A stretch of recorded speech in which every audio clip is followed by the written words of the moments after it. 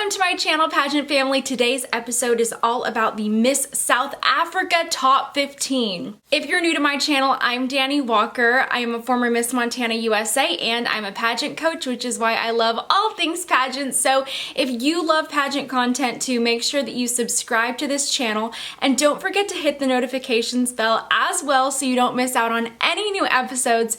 And of course, catch up with me on social media at Dani Walker for all things beauty and business. I would love to connect with you there.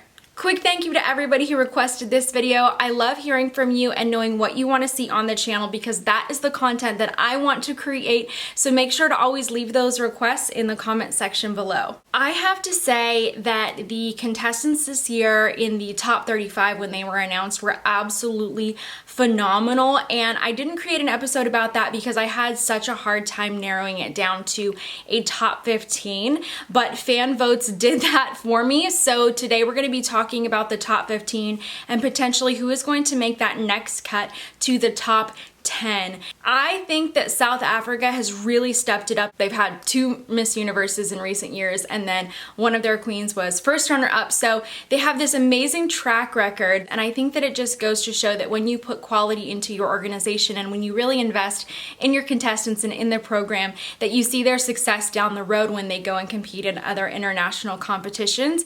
And I feel like the competition this year for South Africa is so fierce. I was blown away by all of the images, not only the pictures of these contestants, but seeing different video clips of them on the Miss South Africa Instagram feed, and then also getting to read their resumes. I'm blown away, and I know that they're gonna have a very strong contender this year for Miss Universe. Could you imagine?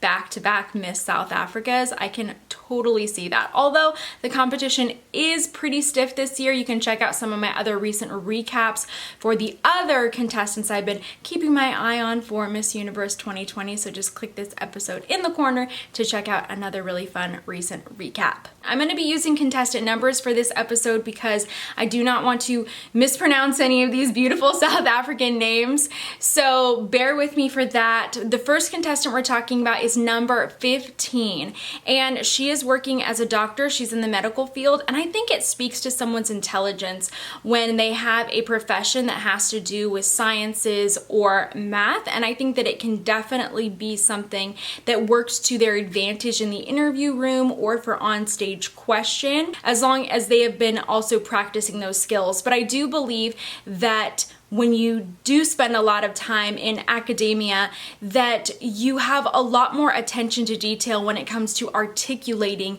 your thoughts and speaking with clarity. So we'll see if that is true for contestant number 15, if she has the opportunity to make it to a top 10. Next, we have contestant number 9, and I have to say she has my favorite contestant headshot. I think her image is so gorgeous, and it just really stands out. I hope that I see this hairstyle for her on stage at the pageant if she's in this top 10. So I loved her. I did notice on her resume that her answers were really short and to the point, which isn't always a bad thing. That's sometimes your personal style of communication. But I think that it could be a hindrance if in a top 5 she doesn't fully explain her thoughts and why she feels something, but we'll see. We just don't know what's going to happen or how she is going to take on that challenge. But it is something that I have noticed with contestants, so I'm really curious to see her style of communication when it comes to public speaking and answering questions on stage. Next, we have contestant number 4.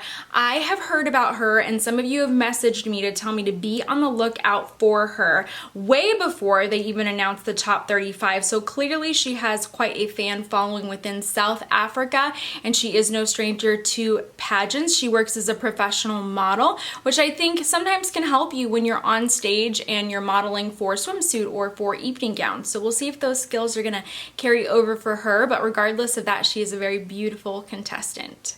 I also just want to note how gorgeous all of these images are overall. I think it was such a beautiful, well-styled photo shoot. It's really simple, but it's well edited. And I think that's really all you need for a great pageant headshot. And I love the consistency here, but also that you still get to see how unique and different each contestant is, and that they included the name of the photographer and the makeup artist for these photos. And we rarely get to see the people who are working behind the scenes have credit. So I'm so such a fan whenever a pageant shares more about the people in the background who aren't always thanked or featured. So I really appreciate that they did that. If you love that too, comment "love it" down below so I can hear from you. Number 10, I loved her image on the website, and then when I clicked to see her resume, I immediately thought that her photo on her resume was a little bit more pageanty, and wouldn't you know it, she is definitely a pageant girl. She's competed in the teen division and then also in different Miss divisions and held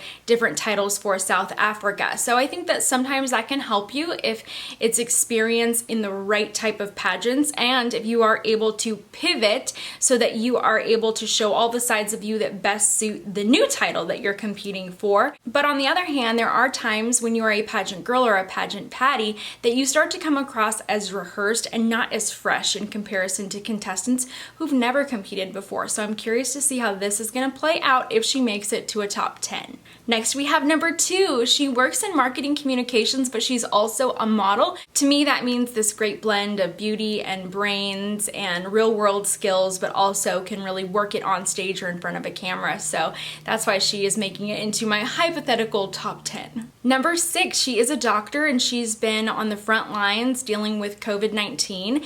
And you can see that a lot in her answers. You can see that real world experience. Also note that they asked a lot of questions about COVID-19 on the contestant resumes and on their paperwork. So to me, I think that these questions are going to be ones that all pageant contestants should be preparing to answer in an interview or for an onstage question. I think we're going to see that a lot coming up in the pageant world. So as you're preparing for your own pageant, be on the lookout for that. If you're liking these picks and enjoying this episode so far, please show your support for the channel by simply taking a screenshot of this episode, posting it to an Instagram story, hashtag it Dani Walker, and tag me at Dani Walker with your thoughts, because I love seeing them and also reposting all of your stories. Number 7 really struck me. She is a food scientist. She also runs a community bakery to offer affordable food for people within her community, as well as employment opportunities. I absolutely love that. It immediately caught my attention, not just because she's beautiful, but also because of that content on her resume. So this is a contestant that if I was a judge, I would really be interested in getting to know her because she did such a great job with her paperwork. So she intrigues me. I'm a huge fan and I hope she makes it to a top 10. Number 3 is a teacher, but she also has experience within pageantry, so I think that's something that maybe is going to help her within this competition. It's interesting to me to see that there were thousands of applicants for this title, and even though we've already narrowed it down to a top 15, quite a few of the contestants have experience within pageantry, so I think that that past experience probably showed in their initial videos and in their applications and also the images that they were submitting. So we'll see though if our new Miss South Africa is a pageant newbie or if she's had experience within the past. In the beginning of this episode, I mentioned that I'm a pageant coach and I have lots of great free resources to help contestants. So if you're preparing for your pageant, then check out my free interview outfit style guide. Just click the description below and there is a link for getting a free download for that. Please take advantage of it. It helps you get a good grasp on the types of outfits that are appropriate for your age division, for your pageant system, and it just gives you some style ideas. So when you go shopping, you have a better idea of what you're looking for in an interview outfit. And if you really love following Miss South Africa, then be sure to check out my recap from last year's show. It's definitely worth a watch. Their national pageant was one of my favorite pageants from the entire pageant season that I watched. It was so impressive, so incredible. The hosts, the performers, the entertainers, the contestants, the wardrobe, everything. It's a must-see. So be sure to check that one out as well. Next, we have number 14. She is also stunning. Loved her resume image. And she talked about how she grew up in a village and that there's really only 5 career choices for people there. And she says that's fine and that's great, but there are so many other opportunities out in the world and that she would like to highlight breaking those boundaries for women. And I thought that was really interesting. To me, it made her stand out. And that's something that obviously is going to be really important, is hearing what do you have to say? What do you have to contribute to this title? What is your legacy going to be?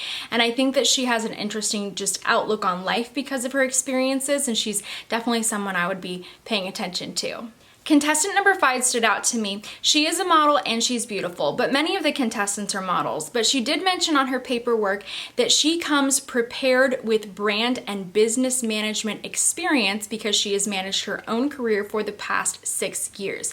You know what that says to me? It says that she's a contestant who, if she were to win the title, you don't have to hold her hand. She's gonna take initiative throughout this year. And that's something really important for judges and especially for pageant directors who have to work with these contestants throughout the year, and that's something that MUO is also going to be looking for in a future Miss Universe. So I really like that she just said that straight out because I think it's one of her strengths. Those are my top 10 favorites out of the top 15. It was not easy at all to narrow those down. Voting is still open, so you can help decide which of the top 15 contestants are going to go on to compete in the top 10 for Miss South Africa and who will represent the country and then go on to compete at Miss Universe, which is really exciting. So I'm actually going to link their website in the description below if you'd like some more information about how you can vote for your favorite contestants this year. If you enjoyed this episode, please, please, please do me a favor, give it a thumbs up. Be sure to subscribe, hit the notifications bell, and also catch up with me on social media at Dani Walker. I would greatly appreciate it. Until next time, friends, I hope that you had fun during this episode and that you're gonna come back for lots more.